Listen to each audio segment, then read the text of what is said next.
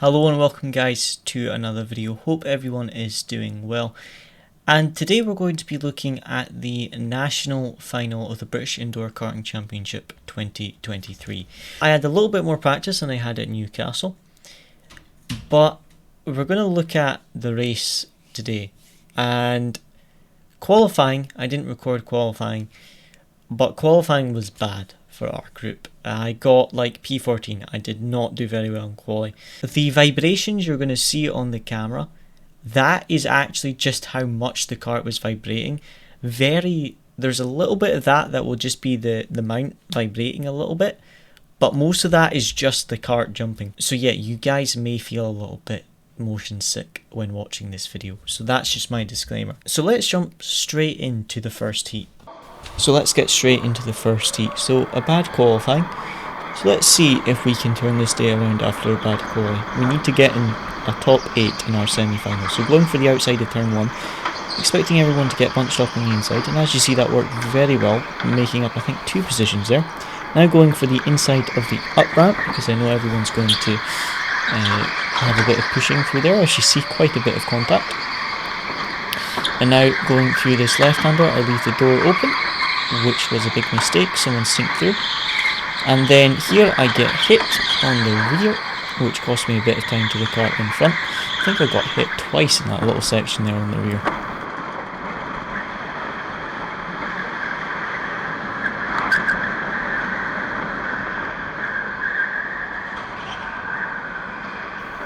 And then some contact up in front, so having to go around there under the yellow flags just to avoid the spinning car.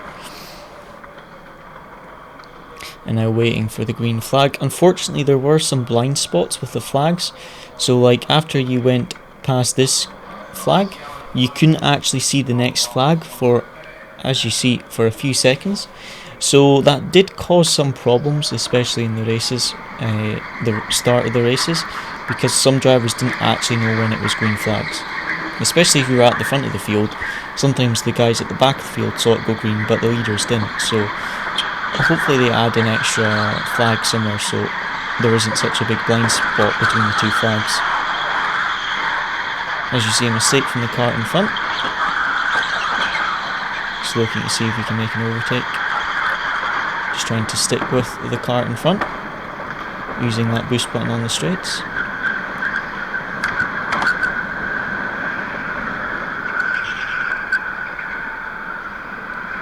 A little bit of a slide on the rear.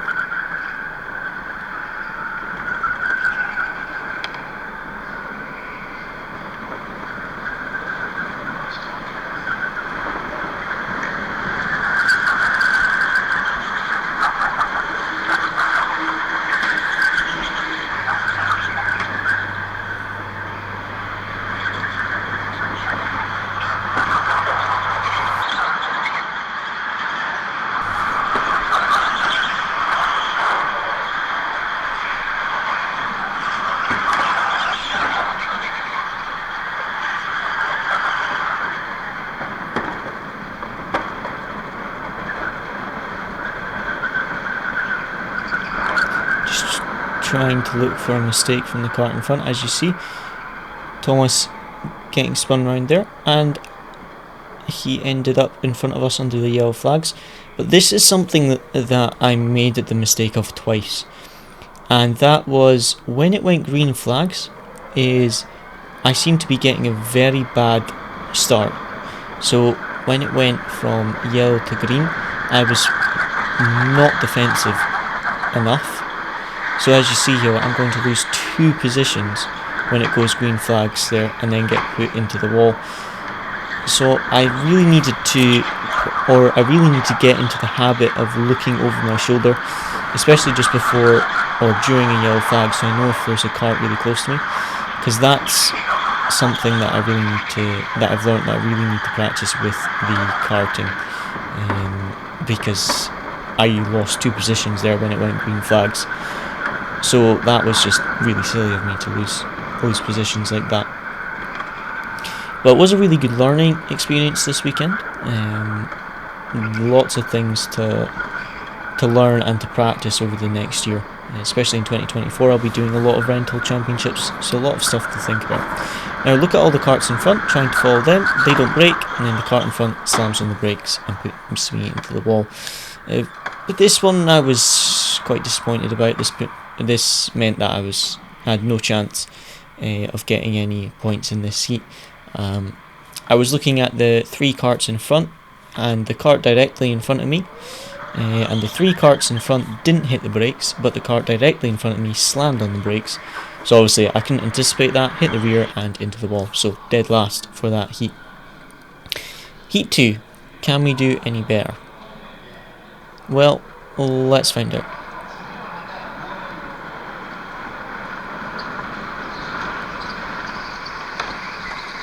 So again, just trying to look for a gap at the start. We're at the back of the field, so just trying to look for the best place to go. This time we're going to try the outside on the up ramp. As you see someone getting put into the barrier there on the outside. And I get put into the wall on the inside, just no space left at all.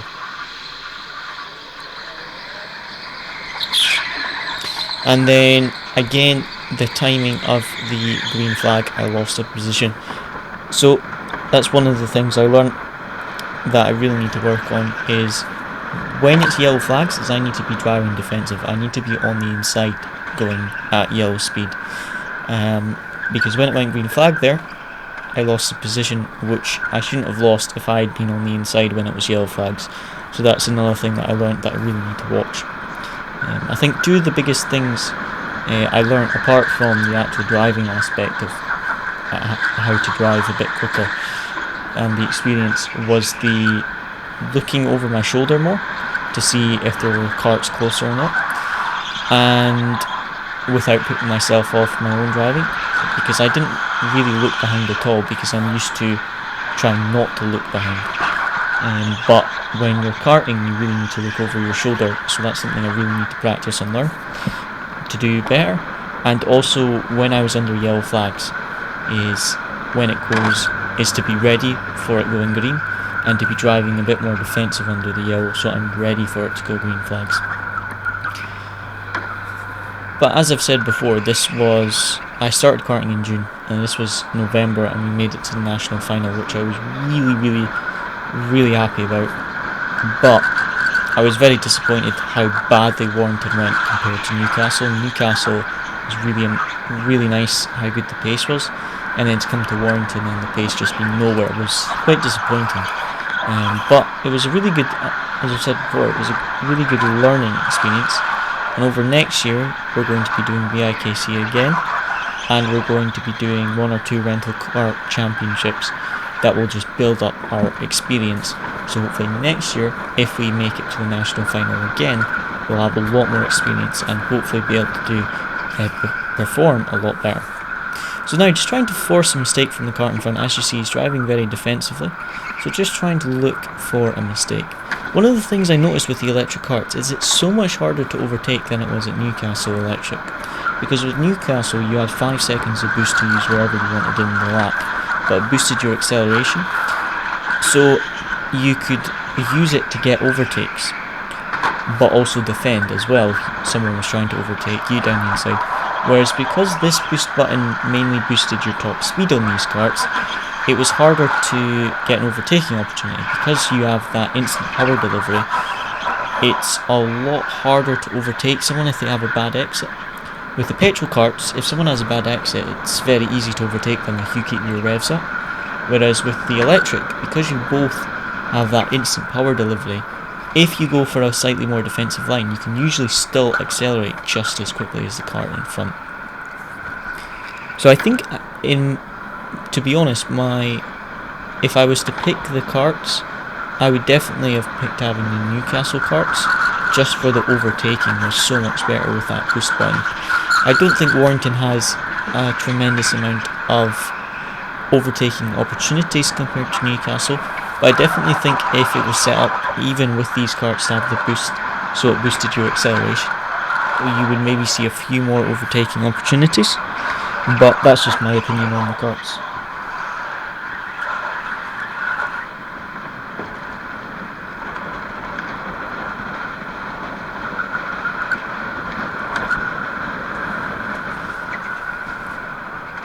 So as you see, the kart in front seemed to be sliding a lot into that first hairpin there. So that's where I was trying to see if we could get a better run on him. But he was doing a very good job of defending into the next hairpin. So I was just trying to look if there was another opportunity to overtake.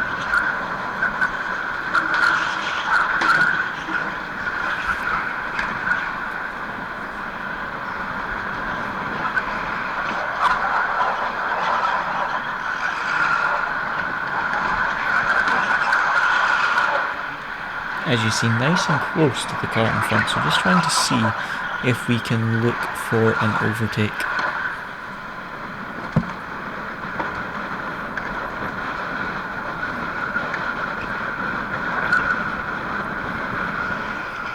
Through the fast chicane, and then again into that hairpin, the kart in front making a mistake, going for the inside and then for a switchback, which doesn't pay off unfortunately. He's still able to get that good exit.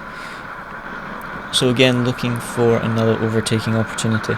But this is one of the mistakes, and one of the things I learned, is that I should have been looking over my shoulder a lot more, because I'm so focused on trying to overtake this kart in front that I've not looked over my shoulder and realised that Thomas is actually right behind me and he's going to overtake us in the next lap or two when I try switchback on the kart in front. So that was, as I said, one of the things I really need to watch in future, is just being more aware of the karts behind. Obviously you want to focus on trying to do overtakes and the karts in front, but I need to be paying attention to the karts behind as well.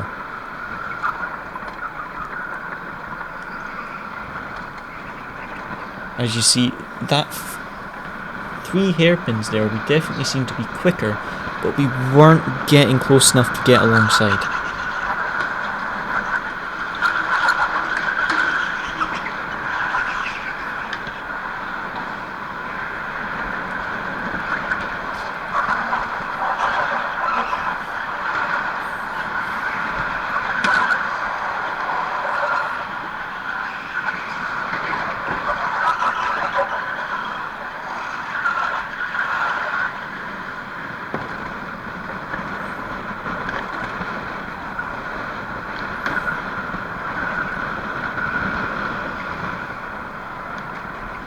Again, very wide by the kart in front, so again, going for the switchback.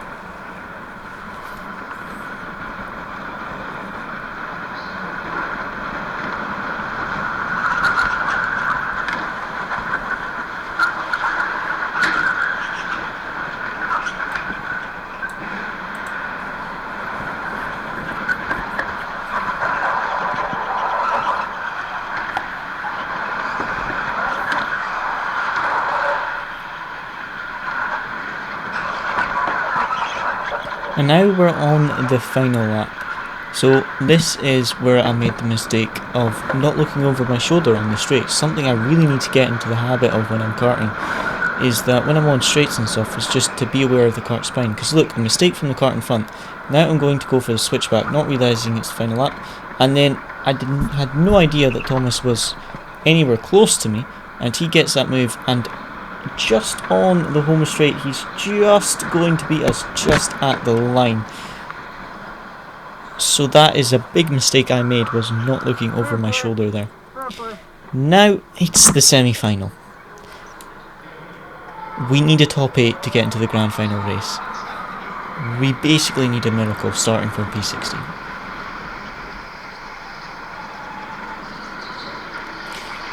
Now this is where you're going to see something that most definitely annoyed me and I really did not agree with. So after this first section, here we're going to get put into the wall again on this corner.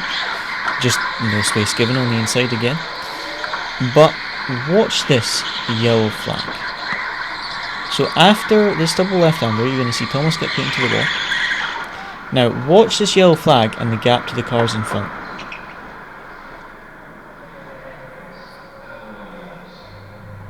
Now I brought this matter up with the stewards and said how big the gaps got under this very short yellow flag, and they said they were happy that no gaps were created under the yellow flags. And I'm just going to bring up for you a screenshot of the gaps of the lap before and after the yellow flag. And as you see, the gaps to the karts in front and the karts in front of the two karts in front of me are now absolutely massive.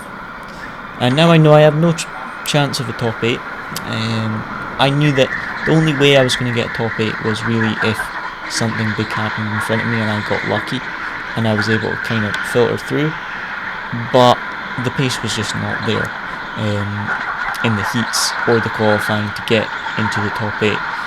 And as you're going to see, we are going to close the gap to the kart in front, but I think one of the things that I noticed with the yellow flags is after the first heat we basically got told, you know, if you're speeding under yellow flags you guys are going to get a penalty, and if the kart in front is speeding under yellow flags, if you don't speed under the yellow flags and they do, they will be getting penalties.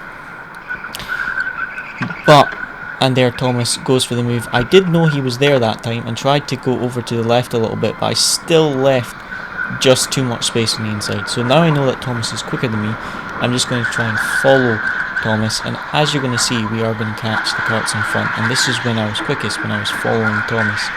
So I think that was another thing, was I really should have just tried to find a faster driver than myself and just follow a little bit more when I was practicing, because I was too far off the pace. Half a second was just far too much to be off the pace by. But as I was saying about the yellow flags, I think even though some drivers were getting penalties for speeding under the yellow flags, it seemed to be that if you were driving by yourself and you built a gap under yellows, you would get a penalty. But if you were, say, in a pack and everyone was speeding, so you didn't close the gap to the kart in front, you just stayed with them and you all kind of sped under yellows, you didn't seem to get a penalty. And judging by the gaps before and after that yellow flag, that seemed to be the case, is there were groups of karts doing different speeds under the yellows. So if you stayed with your group, you didn't get a penalty basically. Whereas if you were driving by yourself, it was easier to spot if you were speeding. So that's just again another thing that I learned that I needed to allow me to remember, is that sometimes it's not actually necessarily the speed you're doing under yellows, it's whether or not you're closing or creating gaps. And unfortunately the gap to the kart in front actually opened up under the yellow flag, so whereas I should have just went a little bit faster and just held that gap to the kart in front, and would have been a little bit better. But still, even if I'd done that and kept the gap to the two karts in front of me, the karts in front of them pulled a big gap under the yellow flags from looking at the camera angles and the timing screens. So it was just a bit unlucky with that yellow flag, to be honest, but I think the pace was not there to get a top 8.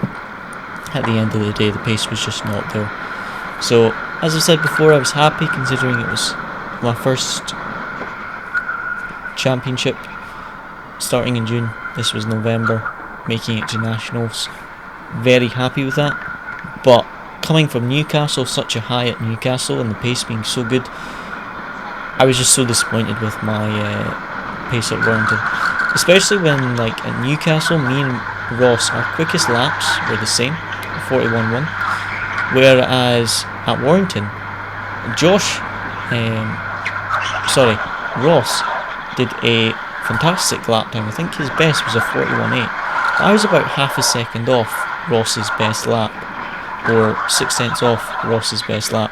So going from Newcastle, where I was matching his pace, to then being miles off at Warrington was very disappointing and frustrating, but still a fantastic job to Ross, because he was so close to a podium in the final. The official stream is in the link in the description down below, and Ross was just so close to getting a BIKC podium, so fantastic job to him. He did really well at Warrington, and he did well at Newcastle and locals as well, but just so close to that podium. So hopefully next year, as I've said, with a bit more experience, hopefully we'll have a bit better performance if we make it to Nationals again. So at the moment, as you can see, I'm just trying to follow Thomas and just wait for him to overtake the cart in front, because if I try and overtake Thomas, the cart in front is probably going to pull away. So I was just trying to really hope that Thomas would go for the inside and I would be able to follow him through on the inside. But you can see the cart in front was definitely slower through this triple hairpin, but was defending very well. There Thomas hits the back of the cart in front, which I think if he had taken the position would definitely have been a penalty, because he was too far back.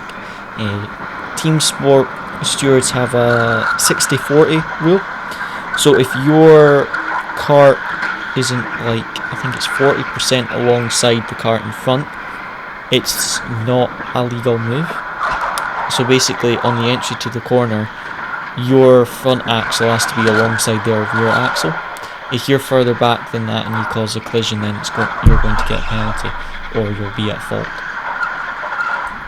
So now Thomas right on the back of the cart in front, and now I'm just looking to see if I can follow Thomas, but as you see, Thomas gets a little bit of a bad exit through the S's, so I think I'm close enough to go for the send on the inside, but that send put Thomas into a spin, and I got 5-second time penalty for that. So we weren't in the top 8, so it didn't make any difference to the race result.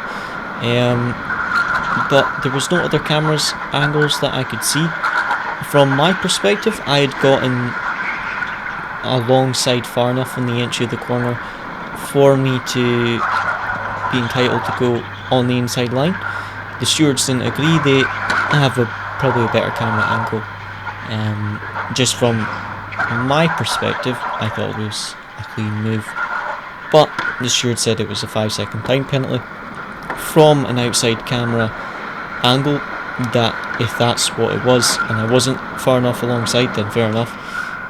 Obviously when I was looking more to the inside with this camera angle, I can't really tell how far alongside my cart was, so I just accepted the penalty. It didn't really make any difference. It was a bit disappointing that no one got a yellow penalty for speeding under the yellow flags, because there was drivers in some of the other heats that got penalties for speeding under the yellow flags, but there was none for the semi-final, which was very surprising. But yeah, I just accepted I was at fault for that 5-second time penalty for sending it on Thomas. Like I say, I thought it was a fair move, but obviously from the other camera angles would have seen that I wasn't far enough alongside when I thought I was, so that's just what it is. Now trying to look for a move. As you see, the cart in front is taking very defensive line through these hairpins, so just trying to see if I can get a move done, maybe get a switchback if possible. But unfortunately that is the end of the semi-final. So, tough day in the office, very bad performance by myself at Warrington. Like I say, with a year's experience next year, hopefully it will be a lot better if we make it to Nationals again. Get the experience of and 1 or 2 more rental karting championships, and then doing BIKC again, hoping to perform a lot better next year. But for the first year, it was a very good learning experience, and just disappointing that Warrington did not go as well as I had hoped.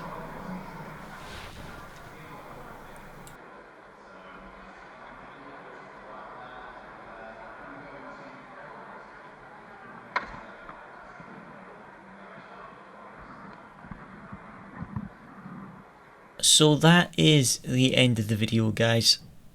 Very frustrating at Warrington. The pace was not there. It was a good experience, but at the end of the day, I was very frustrated to go from me and Ross doing the same best lap to then being miles off of Ross. Ross did a fantastic job at Warrington, so close to that P3, really fantastic job. It was just frustrating to not be as close as I was in Newcastle.